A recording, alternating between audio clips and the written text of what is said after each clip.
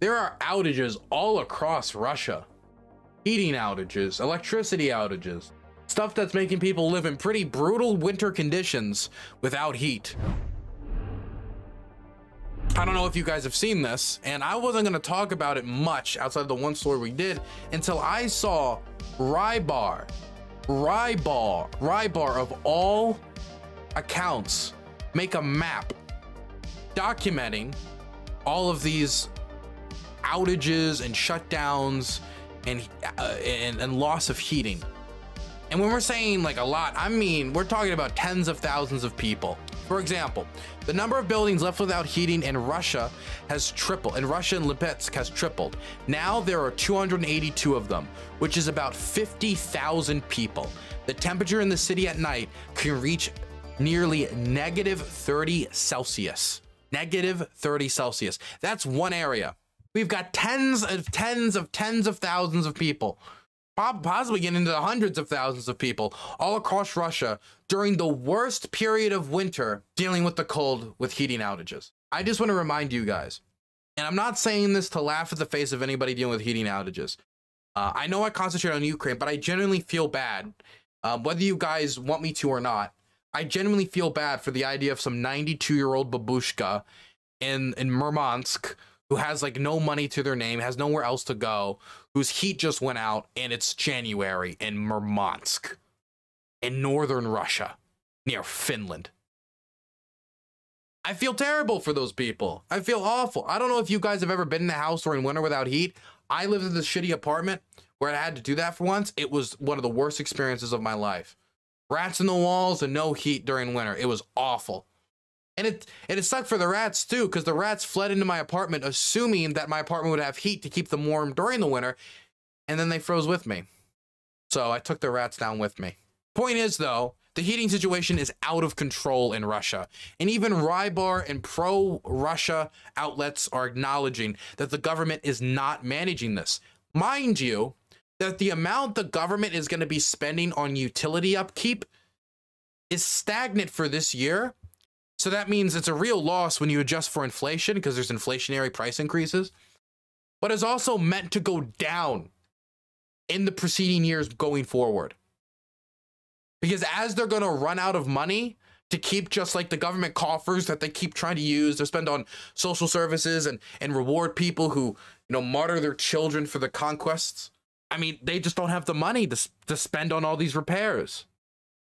And so we're seeing in a situation where Russia's facing a utility crisis, and they have to spend less money on utilities while dealing with the utility crisis.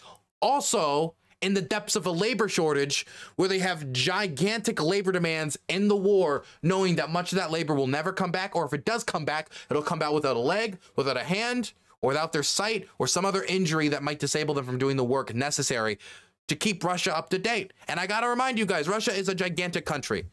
A big problem that has always faced Russia's leaders is trying to keep the country all together, considering how divided it is. That's why it was important to always guard the rail lines. That's why it was important to have, you know, planes that go back and forth, and why even with all of the loss in plane equipment, all the loss in spare parts, and them grounding so many planes and cannibalizing them to keep other planes in the air, they have to do that, and might even seize foreign planes to do that, because they need to keep the whole country connected. And so at some point, if they completely neglect that infrastructure, if they neglect these connections, and they neglect the necessary foundations for life in these places in Russia where you just cannot live if you do not have heat, I mean, that's how the state begins to break down. And I'm not saying we're at that point yet, because I'm talking about costs in the future. What I am saying is that the Russian economy is only going to get worse. They've already spelled disaster by engaging in this war, having these sanctions, having all this labor flee overseas. It is being propped up by the war economy, the entire GDP growth of Russia right now is entirely inside the war economy. Artillery shell production, weapon production, etc. Once that is gone, the economy could basically just look hollowed out. with all of the other higher tech guys, all the, high educated folks who have left with the Western companies that pull out, or all the people who died in Ukraine. And this is all while, by the way, Russia's already facing a demographic crisis that came about after the collapse of the Soviet Union. This is why both the Russians and Ukrainians, when you look at the average age of their soldiers, it's not in their 20s. You're going into your 30s and 40s. No army would field people in their 60s unless they had to. Anyway, I wanted to show you guys just some footage of Russians all across the country complaining about these outages. These are not isolated incidents. It's unbearably cold. Everything is frozen at my house.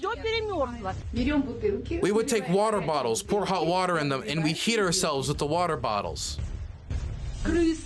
Rats are walking around. You go to the bathroom at night and a rat runs in front of you, this big. I can't even wash here. It's horrifyingly cold. How can I wash a child for school?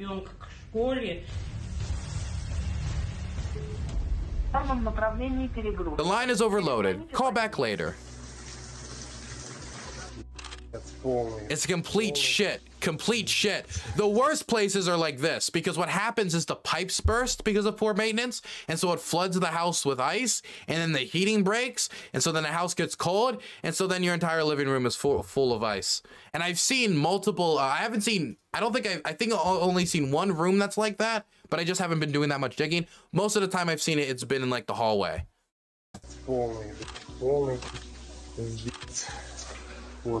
That's it. Everything is flooded. ALA Nix has donated $5. Despite my trolling in chat, I appreciate your work and keep it up. Thank you for the $5. I appreciate it. I hope everybody in YouTube chat is enjoying a Dylan Burns YouTube stream for today. We will be going back to Twitch tomorrow until YouTube says I am no longer suspended from monetization. Then I will multi-stream. So for anybody enjoying the YouTube stream today, hopefully in the near future we'll be able to do this basically every day, unless we're with somebody who was banned on Twitch. Then it'll just be a YouTube stream. Anyway, where were we? They say we don't have any information and can't have any. The parameters just lowered slightly. I say, what parameters? Everything's cold. What was getting ruined for 20 years? You won't be able to fix in 2 days. Why then, by the way, if you're saying what was getting ruined for 20 years, you won't be able to fix in 2 days. $5. Last winter, a Russian man was arrested theft of the lumber that made a public toilet in a village in the Urals. He did it for the fuel. Last winter, a man was arrested of theft of lumber that made a public toilet in the village in the Urals. He did it for fuel. You're going to see more stories like that this year. You're going to see more stories like that this year, and next year it might only get more desperate. I remember at the start of the war, we talked about when it comes to the energy crisis in Europe, because the Germans, we all thought about, oh my God, energy rationing, will there be outages? We avoided all of that. There was an increase in energy prices when you cut off one of your main producers of energy for Europe. When that gets cut off because they start a war, yeah, that's going to happen. But the Germans have been able to overturn the vast majority of their oil and natural gas imports. They have been able to rely on the Norwegians as a replacement and American LNG imports. And much of Europe is the same case as well. And we avoided the outages. We avoided the shutdowns. We avoided hardcore rationing of fuel. We avoided that. There were some industrial sectors that were affected, but that's the deepest it ended up going outside of a cost of living effect, which has been lessened as time has gone on, and the market has adjusted to bring in more LNG and Norwegian imports to the German economy and others as well. Now, that doesn't mean that this is the case for everybody. There are still powers that are heavily reliant on Russian exports. The Moldovans are heavily reliant on Russian exports, for example. And the Hungarians, of course, but they don't give a fuck. But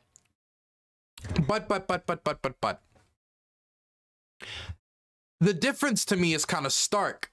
At the start, a big fear that there was going to be outages and, no energy, no ability to keep the power on at the start of the war, with the threat of that decreasing with time as the market adjusts, and now with the vast majority of that threat basically gone, and it'll only be lessened even next year. Now we're on the flip side, where instead of You know, at the start of the war, this being the fear, maybe for the Russians is going to be the longer the war goes on, and the more they have to spend on the war. For example, before this was all going on, I think they spent what, 2.9% on defense spending of their GDP. Now it's 6%.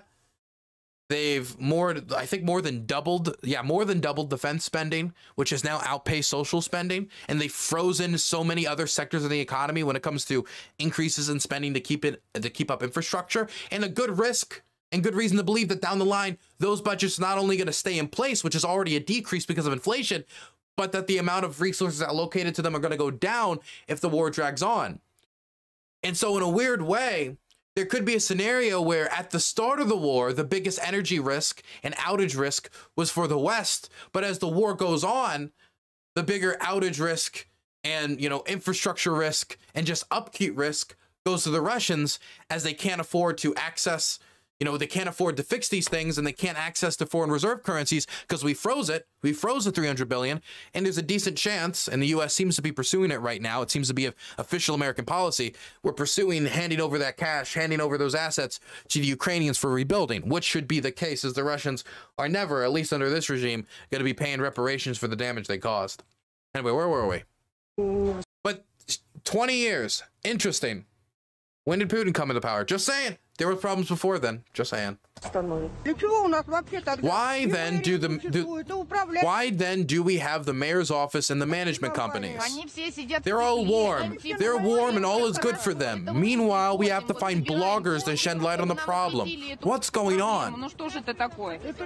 One time an engineer from the management company told me, I live in my own house. Come over to warm up. That's a let them eat cake situation right there. Let's go to the White House. It gets heating. Let's go. We don't know what to expect next.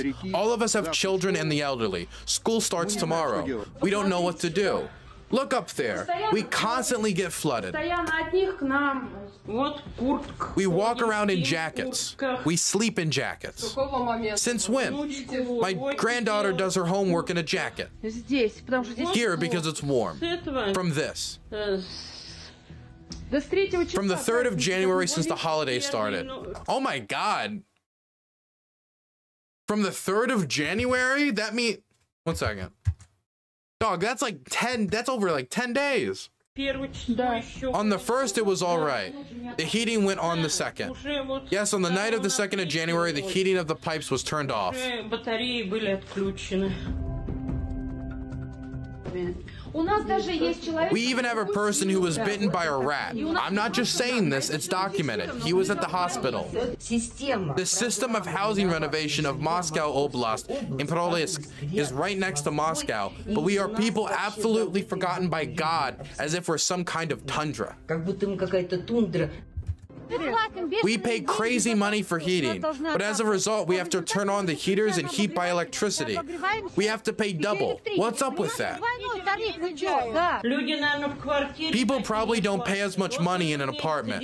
Only this month I paid $9,000 for a room not counting electricity, phone, and TV antenna. $9,000 just for the room. How much will I have to pay for the heater and electricity charges? We're all paying for everything. Please write it out for us. What have you done during the current renovations? What was done? What was done? What was replaced in this particular building in November? It's nothing. The